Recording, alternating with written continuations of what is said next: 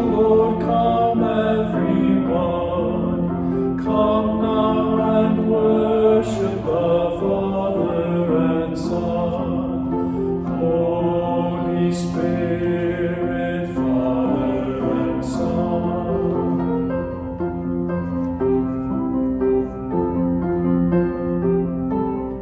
Come now and praise the Lord, come everyone. Come now and praise the Lord, come everyone. Come now and worship the Father and Son, Holy Spirit, Father and Son.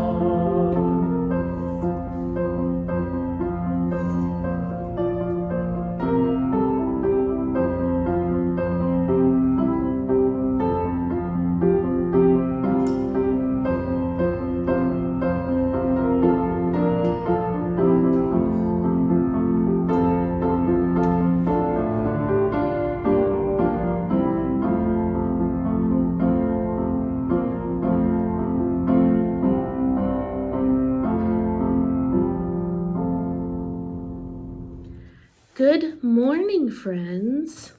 My name is Becca, for those of you who don't know me, and today I'm going to tell you a story.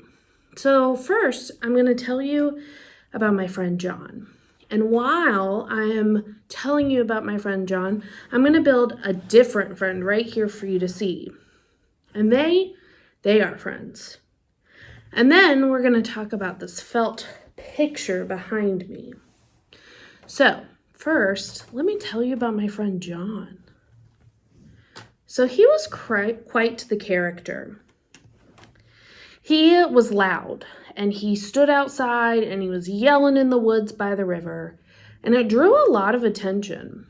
And what he was saying was, hey, prepare yourselves. The Son of Man, the Messiah, is coming. And he flapped his arms, and he really made people pay attention to him. And he was saying that the Messiah was coming, which was really confusing to a lot of people. What does it mean? What does that mean, that the Messiah is coming? And a lot of church leaders were like, hey, how do you know? We knew that the Messiah was going to come, but how do you know that this is the Messiah? And why do you know and we don't? Which was confusing for the leaders, confusing for the people. And John was like, it's time. It's time to prepare our hearts. It's time to prepare our minds, and it's time to live our lives the way that God has taught us according to the commandments. And the people were like, what does that mean? What does it mean to live according to the commandments, and how do we do better? And John said, we need to love more. We need to forgive more. We need to be better friends to all our neighbors. And we need to start loving them the way that God taught us. And so people came from far and wide, because what John was talking about, they could go and participate in. So they would climb into the water with him. I imagine it was probably cold. And they would get baptized, which is how John got his name. He's John the Baptist. And so not only was John in the river baptizing people and yelling out into the woods, telling everybody what was going to happen and how to be ready, he also ate some pretty weird snacks. You know, my favorite snack is peanut butter and bananas, or Cheetos. I also like Cheetos. But John's favorite snack was locusts and honey. So today I created a friend, and my friend is a locust, and his name is Lenny. And I imagine that Lenny and John would have been best pals. So when John talks about preparing, right, he says we need to love more. We need to forgive more. Well, and we need to follow God's rules. So I was thinking about some of the ways that I prepare for Jesus. Some of the ways that I set up for Advent, some of the ways that the church sets up for Advent, and it hit me. We prepare with the Nativity. So each week that we get closer and closer to Christmas and Christ coming, we add a new critter to our nativity scene. So I thought we could do the same thing.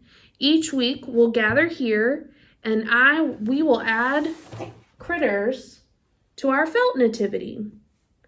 So who are some important characters in the nativity story? Well, the donkey. The donkey's really important.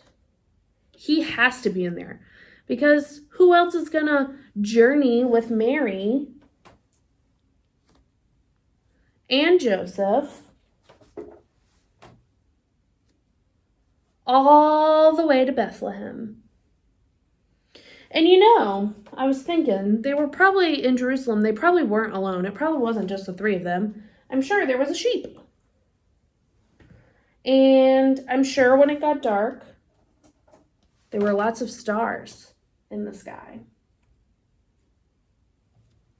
And I'm sure that the donkey and the sheep got hungry. Now, I'm pretty sure they ate grass. So don't worry, we already have it.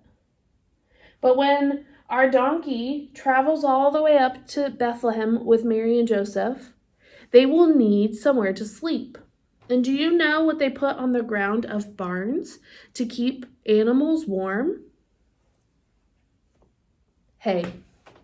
They keep hay on the ground, and that's why it's there, because it keeps critters warm. So each week, we will add more and more characters to our story. So over here, this week, is Jerusalem. They haven't yet started journeying to Bethlehem. And we'll say that our manger scene up here is Bethlehem. And so each week, our characters will move around our felt as they journey to the manger. All right, friends, I hope you liked my friend Lenny. I hope you and learned something about John. He's pretty cool. And I hope that you'll come back next week. I'm so glad that we got to spend some time together, and I'll see you soon.